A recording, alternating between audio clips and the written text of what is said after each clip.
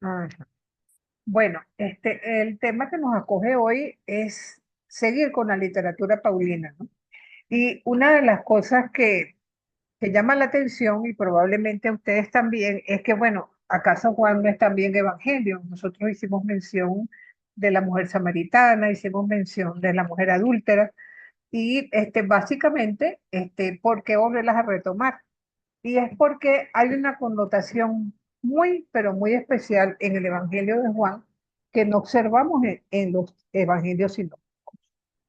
Porque vamos a empezar diciendo que el término discípulo o matetés es correlativo de didascalo, de maestro, de David, de rabí, perdón. Recordemos que en los tiempos de Jesús el aprendizaje no era meramente escolar, ya que se esperaba, por ejemplo, que el discípulo se asimilara a la vida del maestro, siguiendo su enseñanza y ejemplo. Por lo mismo, ¿verdad? Siempre estuvo al discipulado vinculado el verbo seguir, a conteo. Entonces, ese verbo se caracteriza siempre al discipulado. Las personas que caminan no solamente detrás de alguien, sino siguiéndolo porque valoran a su maestro. Entonces, este verbo indica un servicio prestado, pero entonces es una categoría fundamental en los escritos joánicos. Y es sobre todo porque es muy significativo que en la tradición joánica no aparece la palabra apóstol, sino que todos los seguidores de Jesús son discípulos. Entonces, siendo así, ¿verdad? Este término adquiere relevancia, porque eso nos obliga a no dejar de lado a nadie porque se trate de un sexo diferente. Entonces, esta expresión de seguimiento no tiene otro origen más que la certeza que el crucificado está vivo. Y eso fue decisivo para la formación de la iglesia porque después del concierto, el fracaso de la cruz durante la primera hora, los discípulos y discípulas se reúnen en torno nuevamente alrededor del resucitado, ¿no? Entonces, esto fue un movimiento que no fue uniforme, sino que dio origen a distintos grupos que expresaron su fe en categorías diversas, ¿verdad? Y no siempre estuvieron exentos de tensiones y de conflictos. Por lo tanto, existen muchas tradiciones en esta iglesia naciente. Fíjense que Raymond Brown, perdón, ha determinado como tres etapas en este proceso. Uno, la época apostólica, donde evidentemente estamos ante los que fueron testigos de la vida, muerte y resurrección de nuestro Señor, ¿verdad? Y que corresponde, si se quiere, hasta el año, podríamos ubicarlo si se quiere hasta el año 70, quizás los años de los que no hablan los hechos de los apóstoles. Después viene una segunda etapa subapostólica, ya ante la muerte, muchos de estos discípulos que fueron testigos oculares, y donde se va haciendo necesario, ¿verdad? Poner por escrito toda esa información. Y posteriormente el periodo posapostólico, ¿no? Que comienza a finales del siglo primero. Entonces, de alguna manera, a las comunidades les tocó o les correspondió el desafío de seguir caminando de modo diferente de acuerdo a las circunstancias que se les iban como presentando. Entonces, un recorrido, ¿verdad?, de estos textos nos revela la audacia de la comunidad joánica al referirnos a su concepción sobre el papel de las mujeres en la estructura eclesial. Una actitud que se refleja en algunos episodios donde vamos a escoger algunas de estas mujeres. Evidentemente, la primera de ellas va a ser nuestra madre, la madre de nuestro Señor, madre discípula, y por encima de todas las cosas. Y eso es el acontecimiento de Caná. ¿Será que podemos leer Caná? Juan 2, del 1 al 11, al 12, perdón.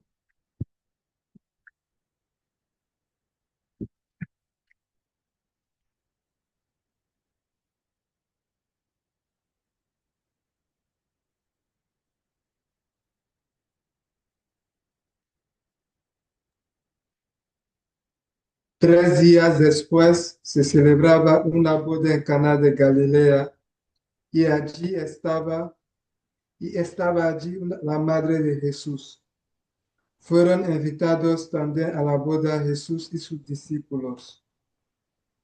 Al quedarse sin vino, por haberse acabado el de la boda, le dijo a Jesús su madre, le dijo a Jesús su madre, no tiene vino. Jesús le respondió, ¿qué tengo yo contigo, mujer? Todavía no ha llegado mi hora.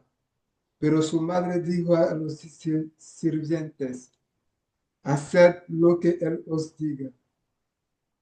Estaba allí 6 tinajas de piedra destinadas a las purificaciones de los judíos, de 2 o 3 medidas cada una.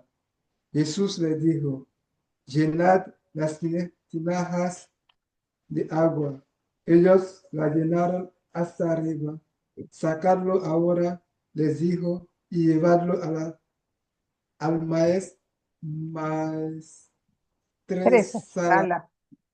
Maestresala. Gracias. Ellos lo llevaron.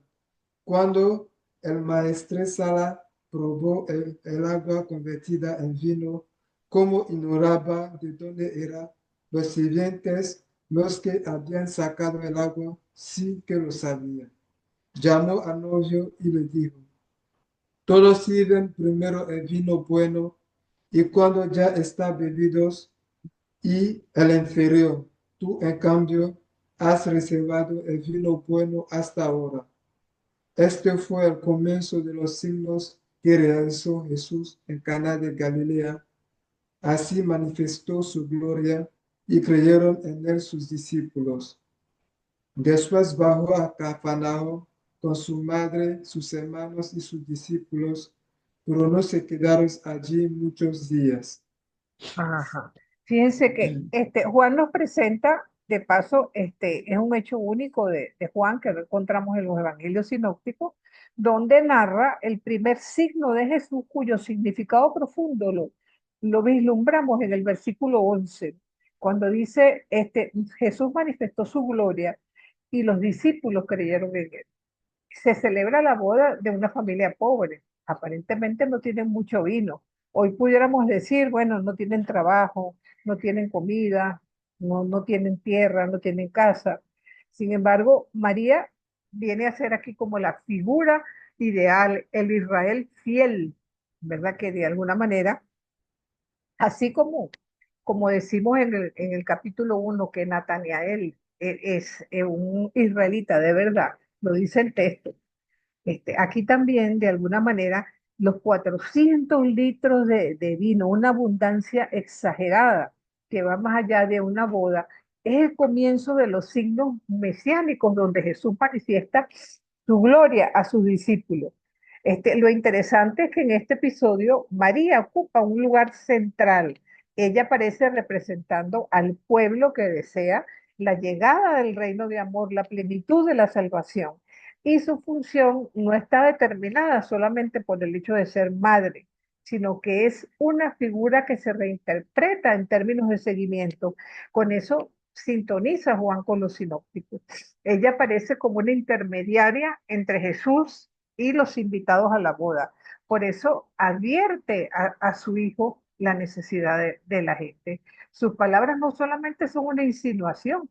Jesús, por su parte, reclama que su misión viene del Padre y que todavía no es el momento. Este texto es bien simpático porque en más de una oportunidad ha sido vinculado a que Jesús regaña a su mamá.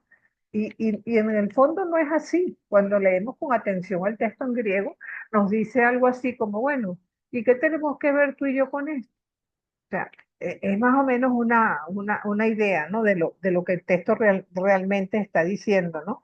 Pero la comunión tan grande que hay entre María y su hijo le hace pronunciar a María unas palabras que expresan su fe.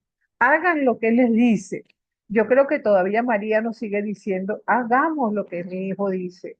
Entonces, de este modo, indica el camino del encuentro, del servicio, de la escucha de la palabra. Por tanto, María aparece como una servidora del reino, ¿verdad? Y también ella coge la palabra de su hijo, ella es la primera que se acoge a tratar de obedecer lo que el hijo quiere. Entonces, esto de alguna manera es bien, pero bien significativo a la vez que hermoso, ¿no? Lo que vamos viendo aquí. Entonces, los evangelios, de alguna manera, o el evangelio de Juan, va introduciendo progresivamente el misterio de Jesús en una dinámica de encuentros sucesivos y que va reavivando en cada una de las personas con las que se encuentra una fe, un compromiso, donde sencillamente ante Jesús no hay posturas neutras. O se sigue a Jesús o no se sigue. Entonces, y en este caso, podemos nosotros vincular también un episodio interesantísimo, que es el de la mujer samaritana, ¿verdad? ¿Y por qué es interesante vincular aquí? Porque se trata de un encuentro entre un hombre y una mujer, algo completamente desusado en el siglo primero, donde sencillamente se ponen a conversar de teología. Y de que entonces el Jesús que se abre misericordiosamente a la no exclusión de ninguna persona, tanto más de una mujer que de alguna manera no es bien vista. Y vamos también a ver como en este capítulo de la Samaritana, ¿verdad? Encontramos a una población que cree, gracias a esa mujer que se convierte en la primera enviada, en la primera misionera en, ¿cómo se llama? En la versículo, creo que es el versículo 39 a 42, vemos la clave de este texto, donde de alguna manera es una oración sacerdotal, porque Jesús posteriormente la pronuncia, ¿no? Voy a buscar 39, 42. Ajá. Los samaritanos se quedó allí. Muchos creyeron a causa de su palabra. Ya no creemos por lo que nos has contado, sino porque nosotros mismos lo hemos escuchado y sabemos que realmente este es el Salvador del mundo. Son las mismas palabras que Jesús pronuncia en la última cena, en la oración sacerdotal, y que de alguna manera evidencian cómo los discípulos dan fe acerca de la persona de Jesús. Entonces, los hechos sabemos que ellos atribuyen el anuncio carismático de Samaria a Felipe y muy posteriormente la ida de Pedro, ¿verdad? Con la imposición de manos este, cuando vienen de Jerusalén. Pero en Juan no es así. En Juan es a través de esta mujer una escena que se desarrolla en Samaria, concretamente en Sicar. Entonces, no existe ninguna narración semejante en los sinópticos, tampoco en Lucas, porque recordemos que en Lucas los samaritanos no quieren recibir a Jesús. Entonces, quizás la explicación hay que buscarla en los orígenes de la comunidad del discípulo amado, donde hubo gente diversas que integraron a la comunidad, que creyeron en Jesús como un Mesías, ¿verdad? Y que evidentemente se encontraban con ciertas características, con una oposición al culto en Jerusalén, y de alguna manera estaba también constituido por algunos samaritanos que se habían convertido. Entonces, la fusión de estos grupos trajo como consecuencia el desarrollo de una cristología centrada en la presencia de Jesús, lo cual causó un enfrentamiento con los judíos de la sinagoga que se sintieron amenazados en su concepción monoteísta y posteriormente fueron expulsando a todos aquellos que proclamaban a nuestro Señor Jesús. De hecho, recordemos a Juan 9, lo del ciego de nacimiento, cuando dicen, ¿quién pecó? ¿Él o sus padres? De alguna manera, el texto va señalando que ya estamos de una comunidad que ya no se siente judía, que ya sencillamente está consciente de formar parte de una comunidad en la cual los judíos están incluidos, pero ellos a su vez han sido expulsados de las comunidades judías tradicionales. Y entonces esto de alguna manera favoreció la inclusión de las mujeres en esta tradición. Y el mensaje de la samaritana nos da algunas claves para comprender esto, ¿verdad? Recordemos que al principio hay un enfrentamiento entre Jesús y los judíos, donde sencillamente ellos no comprenden a Jesús. Después tenemos un encuentro en el capítulo 3 con Nicodemo, que ciertamente no entiende, no confiesa su fe sino medias, incluso va a haberlo escondido para que no lo vean. Pero en tercer lugar, la samaritana representa un paso más en el camino, ¿no? De la fe. No confiesa todavía a Jesús como primogénito del Padre, ¿verdad? Sin embargo, acoge la palabra, se deja interrogar por ella y se dispone posteriormente a anunciarla. Vengan, vengan, a ver un hombre que me ha dicho todo lo que yo he hecho, ¿verdad? El relato gira en torno a la declaración de Jesús. Si conocieran el don de Dios, ¿verdad? En ese diálogo se va revelando a sí mismo y esa mujer llega a creer en él. Ahora, ¿quién es esta mujer? Es una mujer marginada por la sociedad de su tiempo, doblemente discriminada por pertenecer a un pueblo de herejes. De paso, tiene mala fama, ¿verdad? Y este grupo cultural al que pertenece, en realidad también, de alguna manera, va dejándola de lado. Y es concretamente a esta mujer a quien Jesús elige para conversar con ella y hacerla portadora de un mensaje de salvación para su pueblo. Ella se presenta entonces como discípula y como testigo, porque en ella encuentra la facultad y le confiere la misión de anunciarlo en sintonía con la teología joánica que hemos visto continuamente y que de alguna manera, así como cuando hablaba de que la vid y los sarmientos deben estar unidos, de alguna manera con la simbología del agua como manantial que surge para la vida eterna, se encuentra un diálogo fecundo entre Jesús y esta mujer. Entonces, la respuesta y la propuesta de Jesús abre como un espacio maravilloso de comprensión, ¿verdad? Luego de esta mujer, dejamos de lado a la mujer que iban a pelear en el capítulo 8 porque ya la vimos en encuentros anteriores, pero sí quería nuevamente tocar el tema de las hermanas de Lázaro, donde Juan también las retoma en los capítulos 11 y 12. La primera es Marta, la vamos a encontrar en el capítulo 11. Este, Padre, quisiera leer Juan 11 21 a 27. Juan 11 21 27 Ajá, dice así, dijo Marta a Jesús, Señor, si hubieras estado aquí no habría muerto mi hermano, pero que ahora yo sé que cuando pidas a Dios, Dios te lo concederá. Le dice Jesús, tu hermano resucitará. Le respondió Marta, ya sé que resucitará en la resurrección el último día. Jesús le respondió, yo soy la resurrección. El que cree en mí, aunque muera, vivirá. Y ah, todo el que vive y cree en mí, no morirá jamás. ¿Crees esto? Le dice ella, sí, Señor. Yo creo que tú eres el Cristo, el Hijo de Dios, el que iba a venir al mundo. Palabra de Dios. te alabamos, Señor.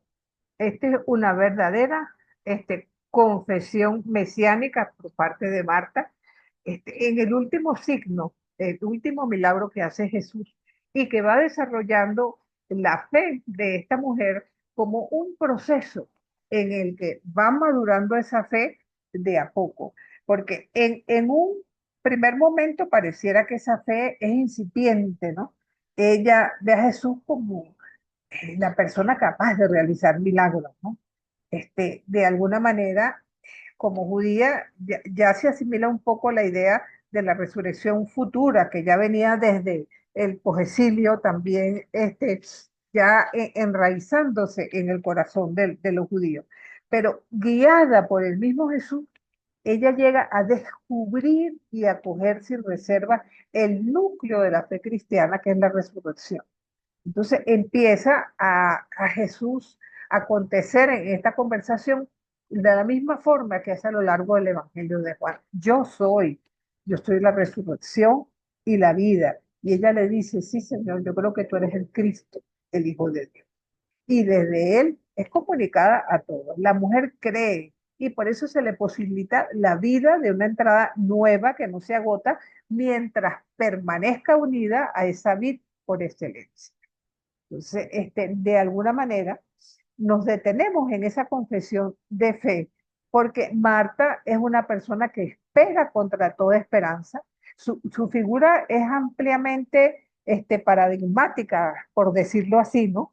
Porque de alguna manera, en el Evangelio de Juan vemos cómo no hay distinción en ese discipulado y cómo de alguna manera este, eh, todos los que seguían a Jesús eran considerados de alguna manera fieles a ese seguimiento de Jesús y su palabra de alguna manera era como autorizada, ¿no? Entonces, al no encontrar el término apóstol en este evangelio, todos son discípulos, ¿verdad? Entonces, si nosotros analizamos las afirmaciones reservadas a Pedro en la tradición juánica, nos encontramos que ninguna llega al nivel de esta mujer de Betania, a pesar de que en el capítulo 6, 68 y 69, Pedro confiesa a Jesús siguiendo el modelo judío. Tú eres el santo de Dios. Una confesión que evidentemente termina por reconocer la mesianidad y divinidad de Jesús, pero la confesión que hizo en Cesarea le valió ser llamado dichoso por Jesús y reconocido por la iglesia naciente como autoridad. Entonces, el cuarto evangelista o el cuarto evangelio no pretende negar esa autoridad, de nosotros menos. ¿Ok? Pero si situamos a Pedro, si se quiere, en la cabeza por su gran fe de este discipulado, de esta cantidad de seguidores de Jesús que de alguna manera van haciendo caminos juntos para tratar de proclamar ese querigma. Sin embargo, podríamos decir que la tradición posterior no le dio a esta mujer la importancia misma que los sinópticos dieron en boca de Pedro. Adelante, Nelson. Buenas tardes a todos. Profe, que fíjese algo que las tres damas que Jesús llama mujer en el texto, sino tanto la Virgen María, Magdalena y la Samaritana, de una u otra manera la respuesta posterior es que van a anunciar, que María va a decir a los sirvientes, hagan lo que les diga, la Samaritana va al pueblo, María Magdalena va a los apóstoles, o sea que de alguna manera se sienten enviadas Así al es, anuncio. así es, enviadas son, y aquí parece evidenciarse con más claridad en la literatura juánica que en la literatura de los sinópticos, ¿no? Ahora, la otra hermana de Lázaro, que es María, la encontramos en Juan 12, ungiendo a Jesús. Leamos ese texto también, por favor. Juan 12, del 1 al 8.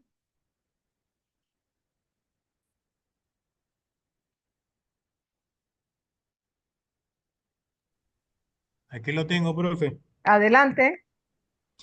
6 días antes de la Pascua, Jesús volvió a Betania, donde estaba Lázaro, al que había resucitado. Allí le prepararon una cena. Marta servía y Lázaro era uno de los comensales. María, tomando una libra de perfume de nardo puro, de mucho precio, ungió con él los pies de Jesús y los secó con sus cabellos. La casa se impregnó con la fragancia del perfume. Judas Iscariote, uno de sus discípulos, el que lo iba a entregar, dijo: ¿Por qué no se vendió ese perfume en 300 denarios para dárselo a los pobres? Dijo esto no porque se interesaba por los pobres, sino porque era ladrón, y como estaba encargado de la bolsa, robaba lo que se ponía en ella. Y Jesús le respondió: déjala, Ella tenía reservado este perfume para el día de mi sepultura. A los pobres los tienen siempre con ustedes, pero a mí no me tendrán siempre. Fíjense que este es un texto también en el que no debemos confundir a María, la hermana de Lázaro, con la pecadora que aparece en Lucas 7. ¿Ok? De alguna manera, en Lucas también encontramos a estas dos hermanas en el capítulo 10, pero María a sus pies oyendo sus palabras, mientras que Marta se ocupa del servicio en la casa. En Juan se invierten los papeles completamente. Aquí, de alguna manera, la que está prestando un servicio es precisamente Marta en el capítulo anterior, María en este. Esta mujer, ¿verdad? Que trata de, a diferencia de otros relatos donde hay un diálogo con Jesús, hay un diálogo entre Jesús y la mujer. Solo nos queda el gesto realizado por ella como palabra reveladora. Es una escena a la cual el evangelista no necesita presentarla demasiado. Ya nos ha dado Jesús algunos, Juan unos datos. Jesús la amaba, nos lo dice en 11:5, era hermana de Marta y Lázaro. De alguna manera, lo que esta mujer hace de bañar sus pies con perfume es una señal de la auténtica discípula tan profunda que anticipa el hecho fundante de la fe de la iglesia, la muerte y resurrección de nuestro Señor. Así la reconoce Jesús. Fíjense que cuando ella hace este gesto, la casa se impregna de la fragancia del perfume. En el capítulo 11, Lázaro llevaba consigo 4 días y el olor de la muerte había triunfado sobre él. Por el contrario, este perfume en el cuerpo de Jesús llena la casa de un olor maravilloso. El cuerpo de Jesús se va a librar del dominio de la muerte, de la corrupción del sepulcro. Entonces, Lázaro es solo una figura, un anticipo. Y aquí lo que vemos que está vislumbrando Juan es que Jesús cambia su vida por la de Lázaro. Adelante, Padre José Ramón. Profe, ¿sabe que en estos días leyendo, leí algo sobre el gesto de esta mujer, que nunca lo había visto? Y es que anticipa también el gesto de Jesús del lavatorio de los pies. Ajá, Y es interesantísimo porque de hecho Jesús le pide a los discípulos que se laven los pies unos a los otros, pero ya esta mujer lo ha hecho anticipadamente. Entonces es exacto. muy interesante. Sí, sí, de alguna manera, fíjense que esa unión sin palabras entre ellos dos es tan profunda que no solamente anuncia proféticamente su sepultura, sino que, como bien acaba usted de decir, es un anticipo de lo que Jesús posteriormente va a hacer lavando los pies a los discípulos. Con esto, María se ha hecho servidora, así como lo hizo Jesús. Entonces, en Juan, Incluso no ¿verdad? lo han visto como un gesto sacerdotal. No necesariamente porque el servicio nos involucra a todos, no solamente a quien, ¿cómo No, se no, llama? No solamente al sacerdote, yo diría que a todo bautizado. Entonces, en Juan, María está sentada en la casa y luego cae a los pies de Jesús, mientras que Marta sirve. Entonces, podemos suponer, ¿verdad? También que está la presencia de Lázaro. Por eso, la importancia de destacar la esencia de un perfume divino que de alguna manera va evocando lo que vamos a recibir de parte de Jesús con su resurrección, donde no va a quedarse solamente con la muerte, como pasó con Lázaro. A pesar de lo cual Lázaro vuelve a la vida, porque Jesús es la resurrección y la vida. Este es un texto sencillamente, extraordinariamente bello, y que como tal que tendríamos nosotros que destacarlo, ¿no? Igualmente, vamos nosotros a encontrar otras mujeres en este evangelio. La primera de ellas no es una mujer física, sino simplemente la presencia en el discurso de Jesús cuando hace alusión, ¿verdad?, a la mujer parturienta, que dice Juan 16:21. Yo lo tengo en pantalla allí, si alguno lo quiere leer directamente de la pantalla. La mujer cuando da a luz tiene dolor porque ha llegado su hora, pero después que ha dado a luz un niño, ya no se acuerda de la angustia, porque el gozo que haya nacido un hombre en el mundo. Palabra de Dios. Y qué cosa tan hermosa, ¿no? Porque en esta imagen de la parturienta, Jesús desarrolla el tema del ahora y el después. ¿Ok? Es bien interesante porque el ahora y el después de la mujer tiene que ver con el dolor y la alegría, ¿no? La tribulación y el gozo. De alguna manera ambas cosas se conjugan, pero en el caso de los discípulos, el ahora y el después es a partir de la experiencia de la mujer que va evocando, instruyendo a los discípulos a la necesidad de pasar el ahora por la experiencia de la tristeza para después experimentar la alegría cuando ya no tengan necesidad de pedir nada. Incluso viviendo entre el ahora y el después, ¿verdad? Jesús los instruye sobre el modo en que tienen que corregir su ahora, vamos a decirlo así, en el que nunca piden nada en nombre de Jesús, aún después, cuando todo cuanto pidan al Padre será en nombre de Jesús.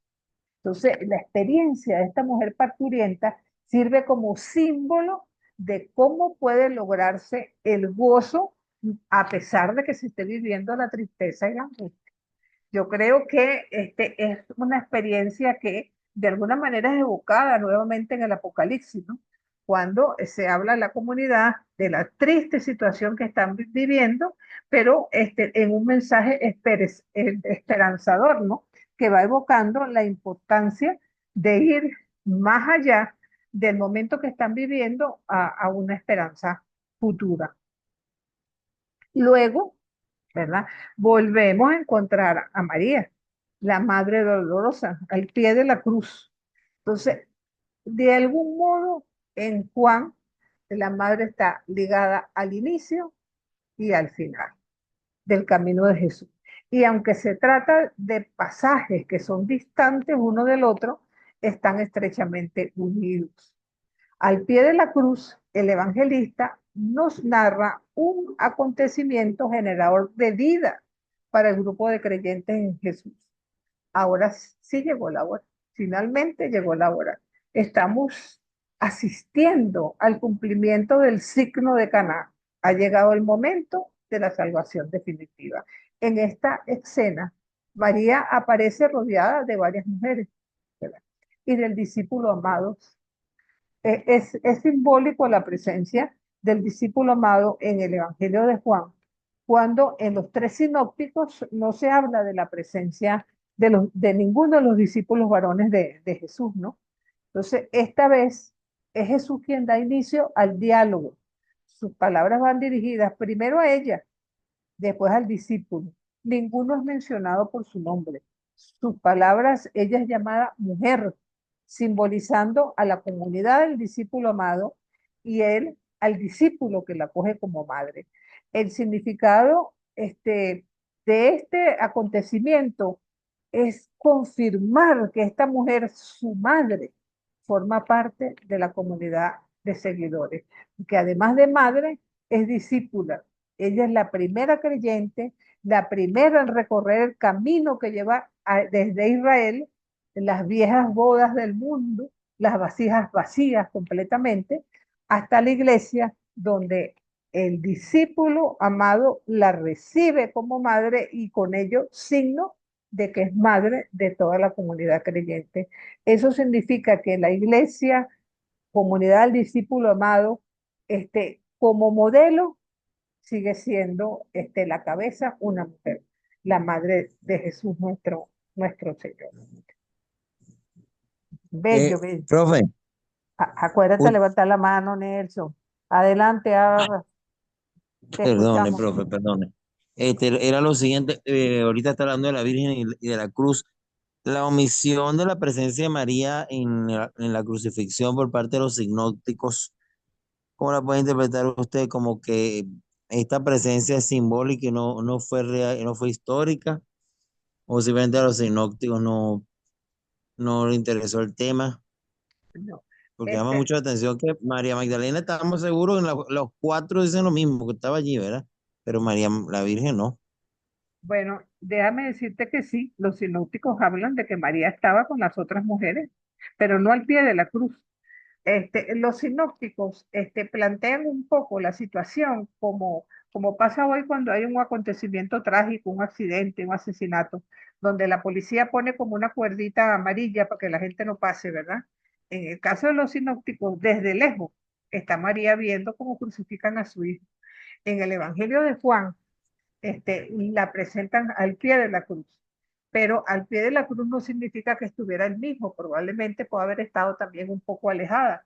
Lo Claro, importante es el envío y que recordemos que el Evangelio de Juan nos habla con mucho simbolismo. ¿Y qué mayor simbolismo que ubicar a María como madre de la iglesia, siendo la madre de Jesús, la herencia o una de las herencias maravillosas que Jesús nos deja es precisamente la presencia de su madre en la comunidad, como madre redentora, madre discípula, madre, ¿cómo se llama? El signo estricto de la palabra.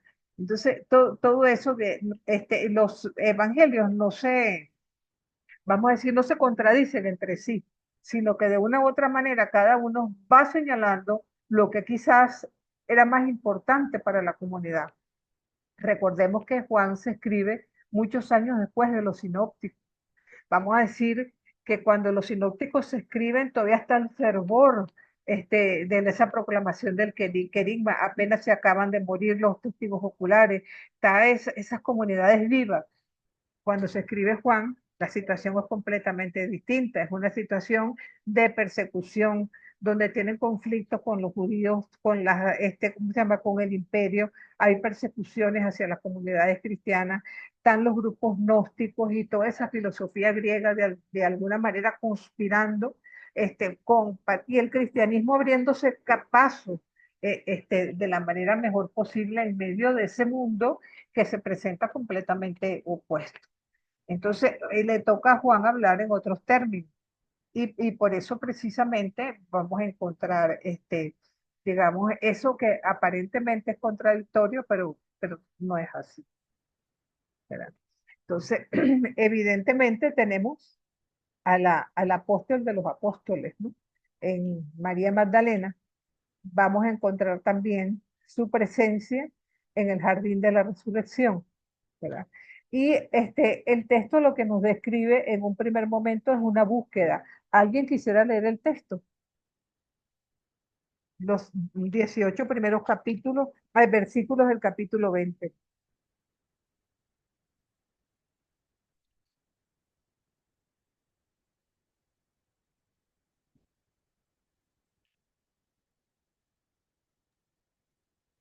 Del 1 al 18. Ajá, del capítulo 20, versículos 1 al 18. Ok. El primer día de la semana va María Magdalena de madrugada al sepulcro, cuando todavía estaba oscuro, y ve la piedra quitada del sepulcro. Echa a correr y llega donde Simón Pedro y donde el otro discípulo, a quien Jesús quería, y les dice: se han llevado del sepulcro al Señor y no sabemos dónde le han puesto. Salieron Pedro y el otro discípulo y se encaminaron al sepulcro. Corrían los dos juntos, pero el otro discípulo corrió por delante más rápido que Pedro y llegó primero al sepulcro.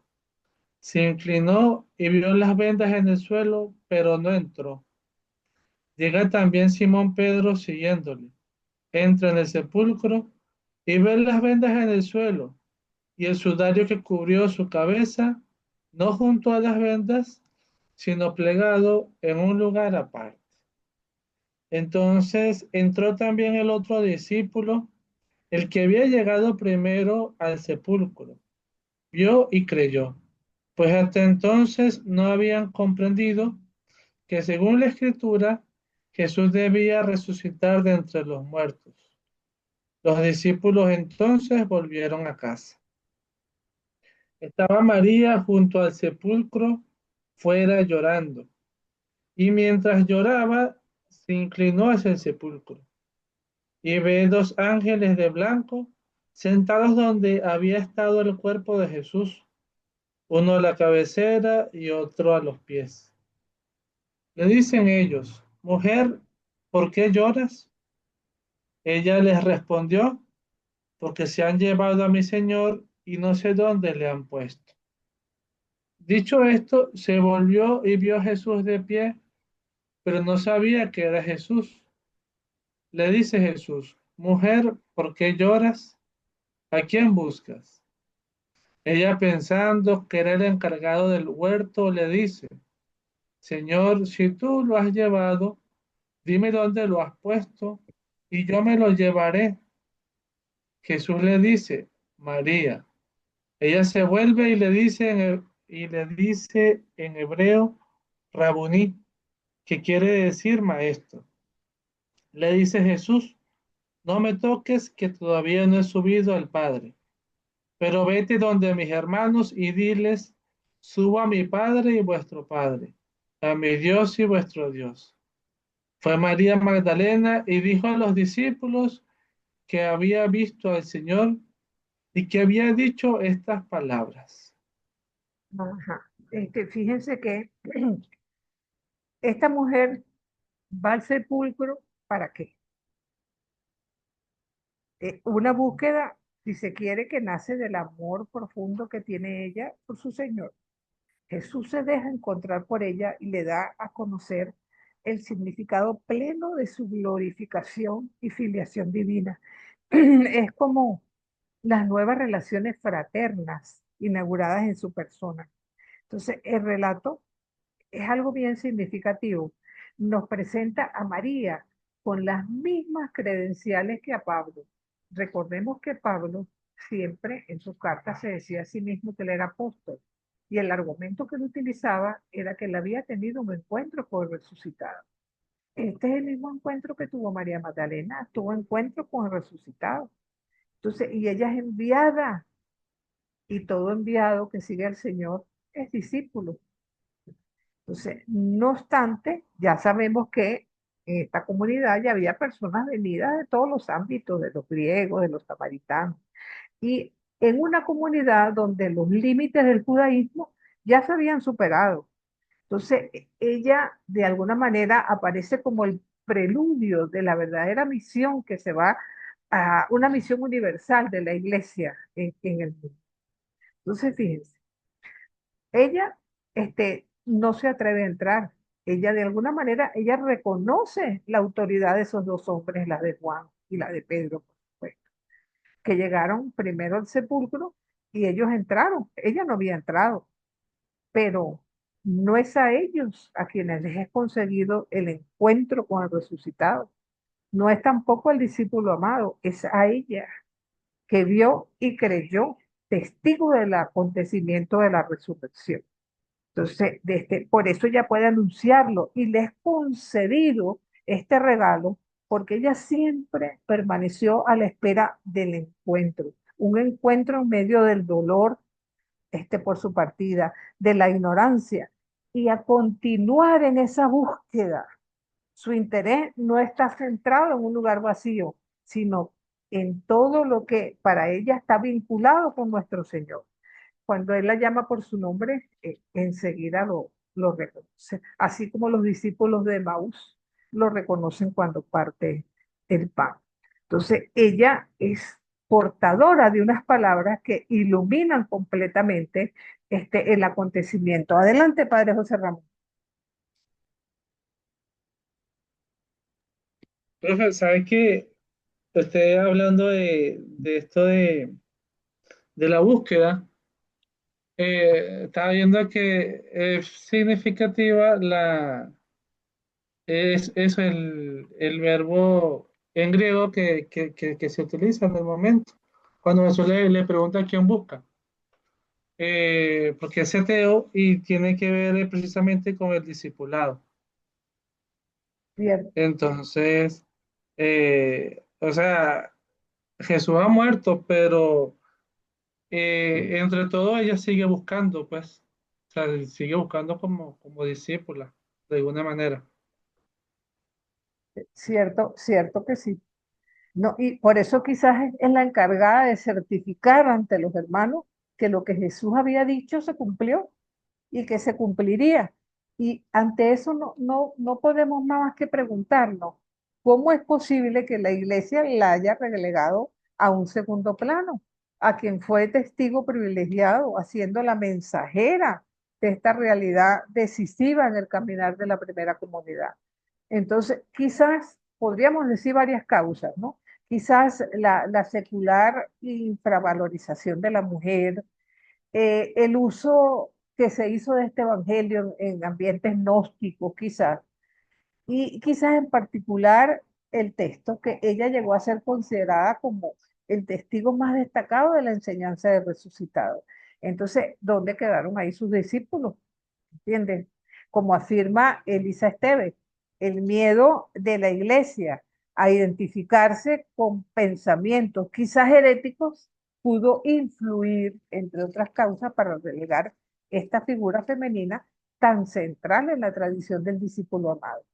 Entonces, incluso yo me preguntaría por qué esta mujer no es mencionada en los hechos cuando ha sido reconocida por algunos padres de la Iglesia, por el Santo Padre Juan Pablo II, y lo ratifica el Papa Francisco, de reconocerla como apóstol de los apóstoles. Incluso yo les hago una pregunta, ¿por qué razón al momento de tomar o de sustituir la figura de Judas dentro del discipulado, por qué no fue ella?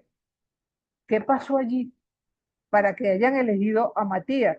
Porque a todas estas, esa fue una elección que se hizo en el capítulo 1 antes de Pentecostés. O sea, el Espíritu Santo no tomó partido en esa decisión, por una parte. Por la otra, ¿cuáles son las palabras que Pedro dirige a los hermanos? Le dice, tiene que reunir tres condiciones. Tiene que haber acompañado a Jesús desde Galilea. Las mujeres acompañaron a Jesús desde Galilea, María Magdalena entre ellas. Tiene que haber sido testigo de la muerte de Jesús y de su resurrección. ¿Qué mejor representante que María como testigo de la muerte y resurrección? Los sinópticos dan a entender que los discípulos se fueron a Galilea. De hecho, las apariciones del resucitado son en Galilea cuando están ellos nuevamente pescando, ¿verdad? Pero la tercera condición tiene que ser aner. O sea, ya no se habla de antropos, se habla de aner, de varón. Entonces, yo siempre me he preguntado sobre eso. Parece que la historia se la tragó.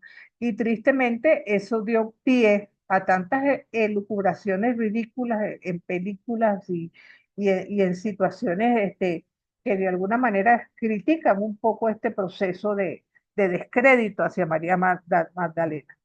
Lo cierto es que la muerte de Jesús, la sepultura, la resurrección, su aparición. Eso es lo que se confiesa en el credo cristiano más primitivo que vemos en la primera de Corintios 15. Y ella parece ser la única persona que aparece en todos los evangelios y en los acontecimientos pascuales. Y parece que de eso no hubo ninguna duda en la comunidad cristiana primitiva. Entonces, incluso la liturgia del domingo de Pascua lo reconoce porque la nombra explícitamente en la secuencia que se lee antes del Evangelio. Dinos, María Magdalena, ¿qué viste del resucitado? ¿Viste el sepulcro viviente y la gloria de mi Señor? Ha resucitado Jesús, mi esperanza. Entonces uno se pregunta realmente, bueno, ¿qué pasó?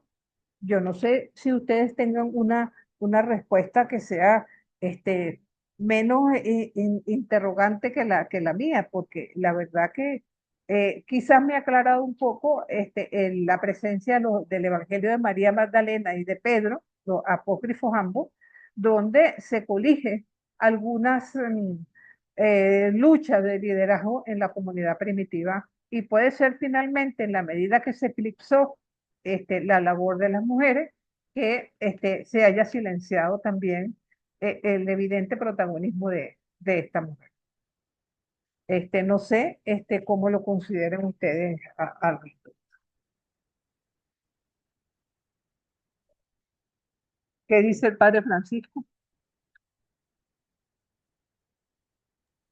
Mire, yo haciendo la investigación, o más bien el trabajo para hoy sobre el tema del Evangelio de Juan, hay cosas interesantes que el Evangelio narra, ¿sí?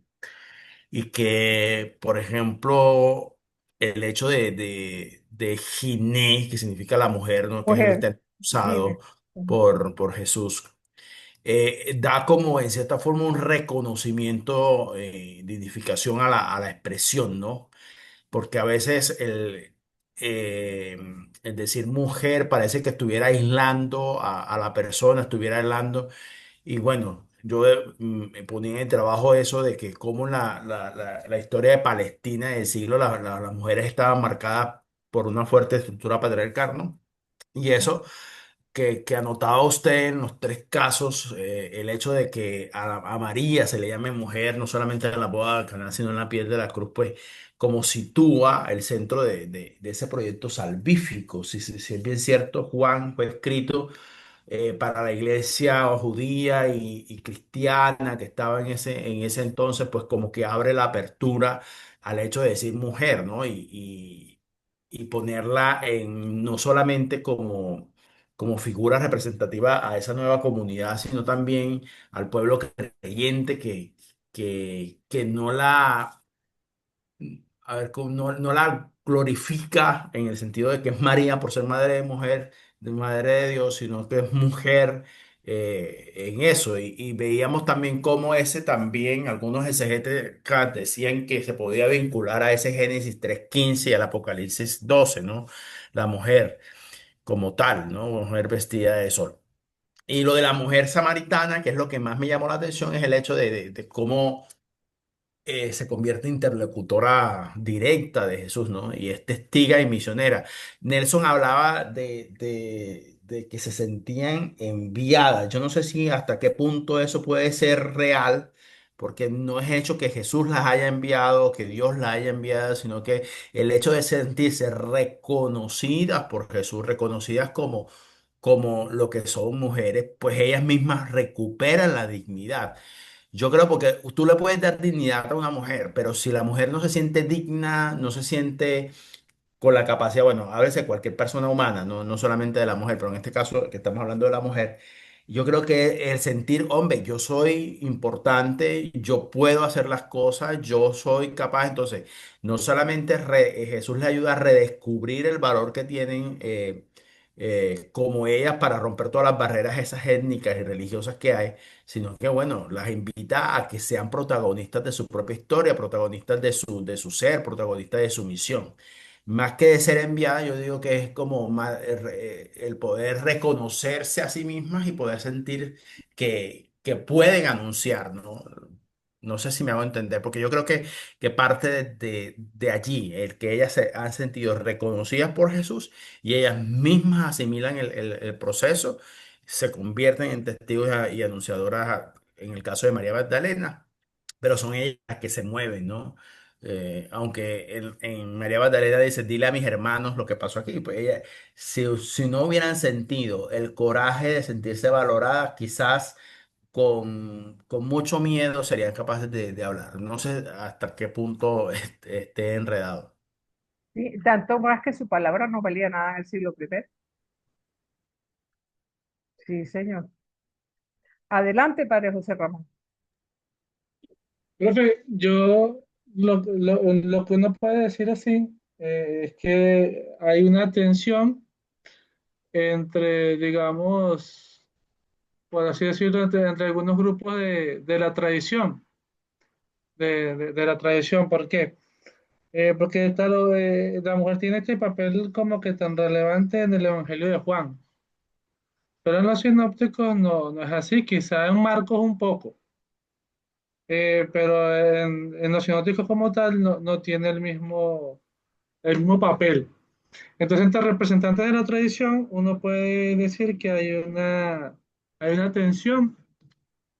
Y de hecho, bueno, siempre, o sea, reconoce que el Evangelio de Juan, digamos, tuvo sus dificultades en torno a su aceptación, y también, bueno, con los grupos, ¿no?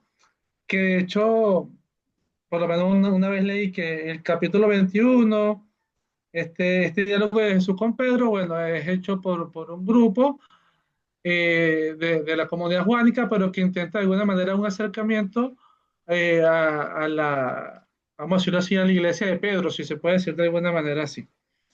Entonces, bueno, yo creo que es sobre todo una tensión entre los representantes de la tradición, en que Claro, uno se vincula mucho a la figura de Pedro, la autoridad, y por tanto a la figura masculina. Mientras exacto. que en el Evangelio de Juan, pues no hay divergencias en ese sentido. Claro. Bueno, lo que pasa también es que en los sinópticos hay una relevancia muy marcada entre los apóstoles, el número de 12, como los, digamos, los primeros representantes de los seguidores de Jesús, y el resto de los discípulos, los 72, los otros que iban de casa en casa, de pueblo en pueblo. Pero aquí en Juan, al no haber la palabra apóstol, todos son discípulos. Y entonces quizás hay una mayor horizontalidad. Entonces, yo creo que ese es uno de los puntos, pues, que destacan abiertamente o diferencian los sinópticos de Juan. Hay otros textos, como estamos hablando no solamente del Evangelio de Juan, sino de la comunidad juánica. Hay una presencia femenina, pero no físicamente, igual que en el caso de la mujer que está dando a luz, en la segunda carta de Juan, donde habla de que el presbítero le escribe a la señora elegida y a sus hijos, a quienes amo según la verdad. La persona es elogiada, la persona elegida por su piedad y es advertida contra los falsos maestros.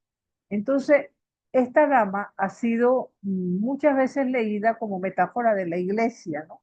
Y siendo la iglesia el cuerpo de creyentes, entonces como un todo, los hijos serían esos miembros de la misma. Entonces, incluye un saludo parecido en el versículo final cuando dice, los hijos de tu hermana elegida te saludan. Entonces, el término de los elegidos era una expresión bastante común para aquellos que creían el Evangelio y seguían a Cristo. Otra interpretación sostiene que pudiera tratarse de una persona concreta, ¿no? Por el uso del Kiria, que significa señora, o que se refiere a María, la madre de Jesús, que había sido confiada a Juan en la cruz. Pero tal interpretación supondría una fecha de composición más temprana de lo que se atribuye a esta carta.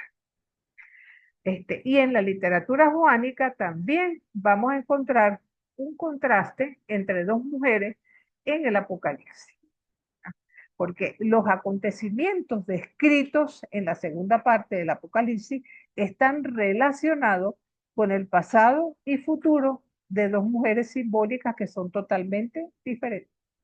La primera, presente en Apocalipsis 12, representa a todos aquellos que han hecho pacto con Dios, la iglesia de Dios, tanto del antiguo Israel como de la nueva iglesia.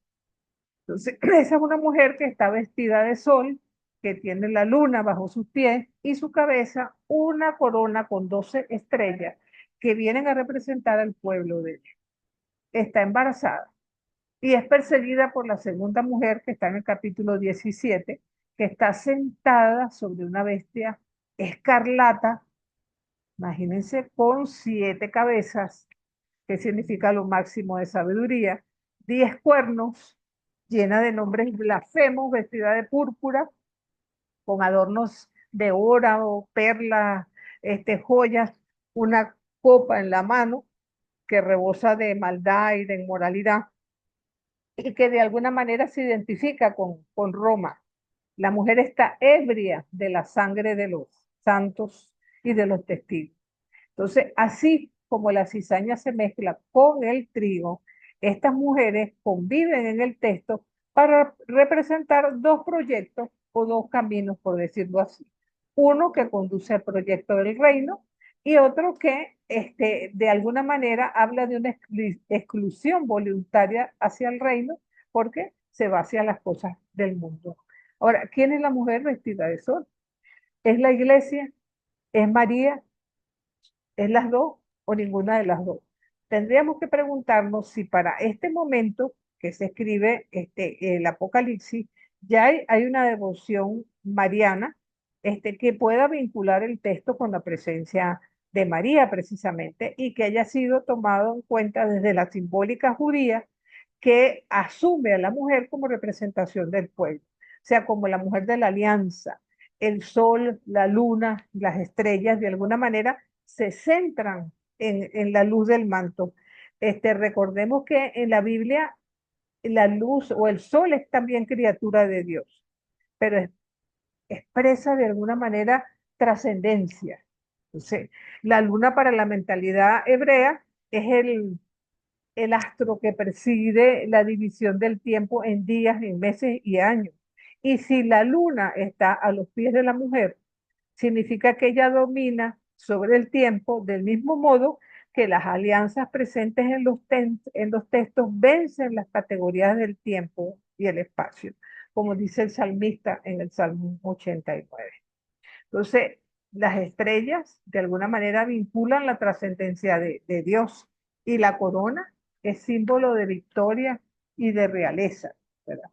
Tampoco podemos dejar de lado que el número 12 evoca la elección del pueblo, tanto del antiguo como del nuevo. ¿Sí? Lo que es más curioso es que la mujer esté embarazada. Y esto pudiera ser interpretado como el reino de Dios que tiene que ser construido de a poco, como un niño que va creciendo del vientre de su madre, y las dificultades para llevarlo a término. Necesita de alimentarse bien, tener buena salud, paz interior. Muchos niños no llegan a término, amén de los que son abortados a propósito porque muchas cosas conspiran en contra. Entonces gritaba con dolores de parto y las angustias por dar a luz, pero el dragón se quería comer al muchacho. Entonces, de alguna manera, ella da luz, un hijo varón, ¿verdad? Y de algún modo, el que tendría que manejar con mano de hierro todas las naciones y es arrebatado hacia Dios y su trono. Entonces, podría también significar la simbología del día de Yahvé, porque el autor del Apocalipsis toma del desierto muchos símbolos que de paso aparecen también en el libro del Éxodo, ¿no? Entonces, Roma, llamada Babilonia en el texto, ¿no? Y entonces se habla de una lucha a muerte, que en el fondo no es otra cosa que la eterna lucha entre el bien y el mal y donde finalmente, a pesar de que pareciera que el mal, perdón, lo abarca todo, finalmente la justicia, el bien y la paz son los que tienen la última palabra. Quizás esto es muy actual precisamente en un momento en que vemos que el mal está como desbocado. Vemos tantas noticias en las páginas sociales que realmente sobrecogen, no solamente de tantos conatos de guerra entre algunos países. De paso, involucrado también el pueblo del antiguo Israel. Pero además de eso, es la maldad día a día que vemos a través de los acontecimientos sociales y que realmente llaman a una seria reflexión. Entonces, podemos decir un poco de la comunidad judía como conclusión, que el amor genera igualdad. Y en esto, a pesar de que no podemos hablar de discursos elaborados, este, tenemos que actuar con hechos concretos que lo hagan creíble. La praxis concreta de las mujeres en el cuarto evangelio contrasta con la realidad de nuestras iglesias llenas de mujeres, pero dirigidas exclusivamente por hombres.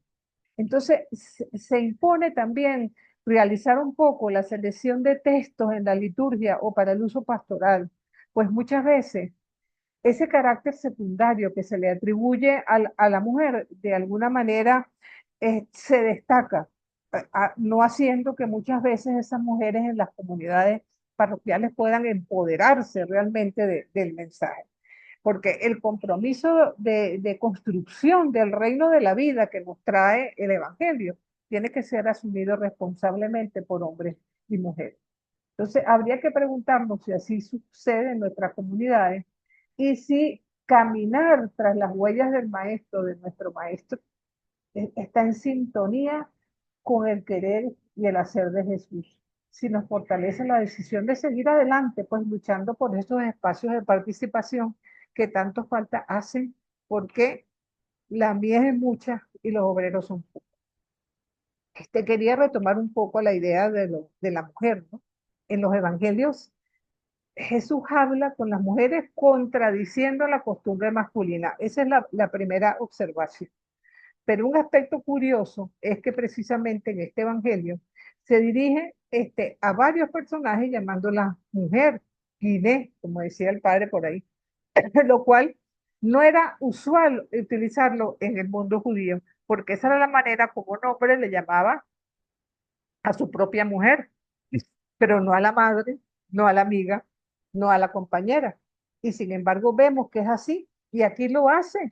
Fíjense que lo hace en el total del Evangelio, lo hace 7 veces, ¿verdad? Lo hace en Mateo 15 con la cananea, lo hace en Lucas 13 con la mujer encorvada. Mujer, estás libre de tu enfermedad.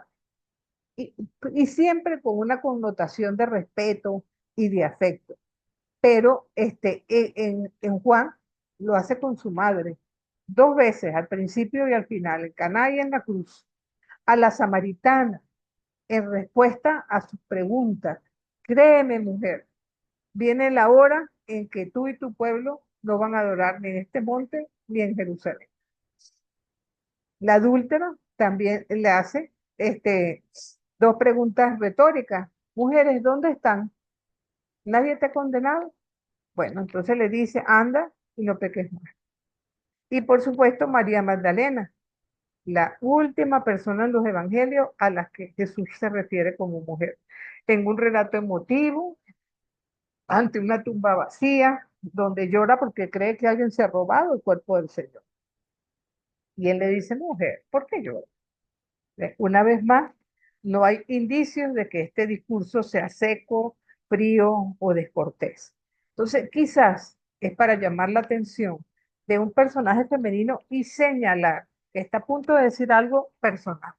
Entonces, y también un poco en consonancia con lo que ustedes decían, quizás el llamar la mujer abiertamente la está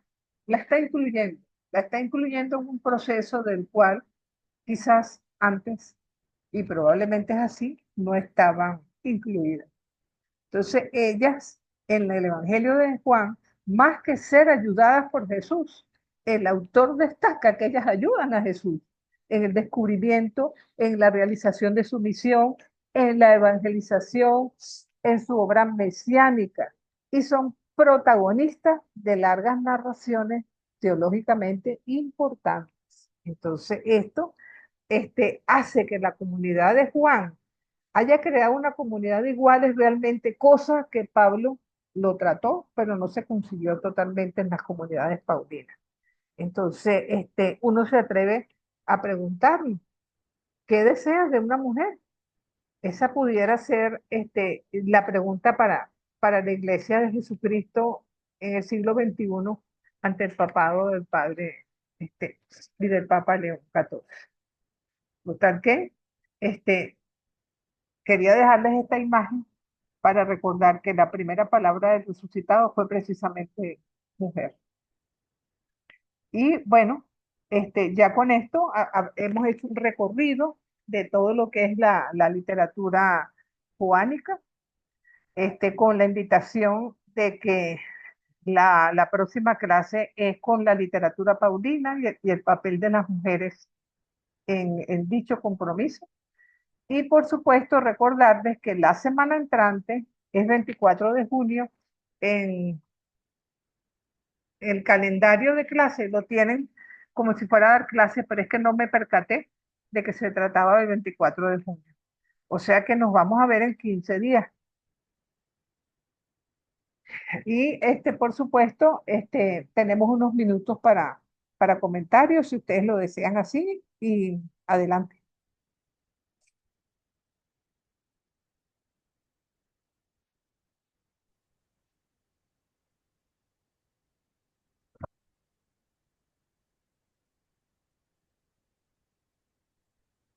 Adelante, padre José Ramón.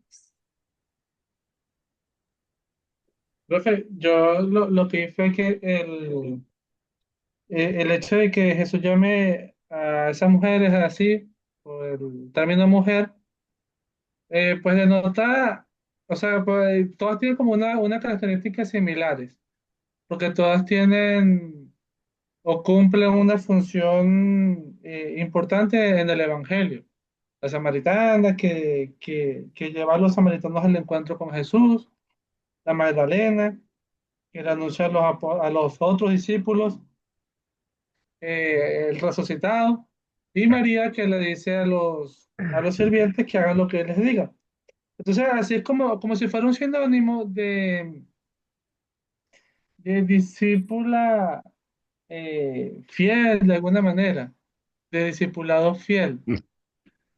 Porque bueno, a los que Jesús les dice, les llama así, pues cumplen, tienen esas labores de discipulado y eso, de anuncio, de anuncio del Evangelio. Tal cual, tal cual. Por eso es que esta es muy bonita, esta presentación de las mujeres en el Evangelio, en la literatura juanica en general, muy particular. Y en la literatura paulina también es bonita. Pero eso sí, nos veremos en 15 días con respecto a eso y es importante que recuerden que ya estamos cercanos al final del semestre para que vayan organizando su trabajo final. Pero, profe, relativo a ese trabajo, ¿hay algunas indicaciones? No, Eh, bueno, las indicaciones están en el módulo, ¿no? Pero básicamente lo que interesa del texto que ustedes escojan, cuál es el contexto histórico de ese relato. ok, Si estamos hablando, por ejemplo, de un texto del Antiguo Testamento, no solamente es de la comunidad, sino también del autor, ¿no? De la comunidad del autor. Desde el punto de vista literario, ante qué nos enfrentamos, y por supuesto desde el punto de vista teológico, sobre todo, cuál es, digamos, el papel, la relación, de Dios como, o sea, en el contexto de la figura de esa mujer, cómo teológicamente vemos a Dios allí. ok. Lo vas a poner. Mira, yo no sé si nos alcance para exponer, porque realmente ustedes son 7 y tenemos dos dificultades. No pudimos empezar el primer día que estaba pautado, porque era todavía martes de carnaval, creo, ¿no? Después entonces, ahora se nos atraviesa el 24 de junio. Tendríamos que estar terminando el 1 de julio y yo creo que ya nos vamos a extender hasta el 7, el 8 por lo menos, con las 2 clases que nos quedan. Entonces, veremos qué nos permite el tiempo. Sobre todo porque estoy consciente de que ustedes están cursando otras materias donde también tienen obligación. Entonces, tampoco quería exponerlos a que se sientan abollados por culpa de mi materia. No, y sobre todo cuando uno cuenta con una materia que a veces uno matricula solamente un solo día precisamente para poder tener otras cosas y Sí, resulta que el profesor no le dio la gana de empezar cuando debió y metió otro día para recibir materia. Entonces uno está sí, ahogado en muchas otras cosas porque tiene que responder a 2 días porque cierto. entonces eso a veces falta la universidad, pero bueno. Eso me pasó a mí cuando estudiaba también. Pero así como por ejemplo, profesores que se tardan en dar las notas, o alumnos que no entregan trabajos a tiempo. O sea, todos los que hemos sido estudiantes hemos pasado por esa situación. Y entonces, bueno, yo desde que estoy al frente de esto trato de hacer las cosas en las fechas pautadas porque uno debe cumplir, pues considero que uno debe cumplir con lo que se comprometió. Claro, claro, y como estudiante uno también tiene que responder, Exacto. definitivamente. Así es, padrecito. No estamos jugando carrito. Exacto, ¿no? Y cada uno de ustedes tiene sus obligaciones también aparte de esto. Entonces, más bien esto es un crecimiento en comunidad, porque eso es lo que hacemos al compartir un poquito la palabra e intercambiar un poco el sentir de cada quien. Así que, bueno, este, les doy mi bendición como siempre, como mamá de ustedes, y nos vemos entonces en 15 días. Muchas Hasta gracias, luego. profe. Hasta Amén, profe, luego. gracias. Hasta Muchas gracias. luego.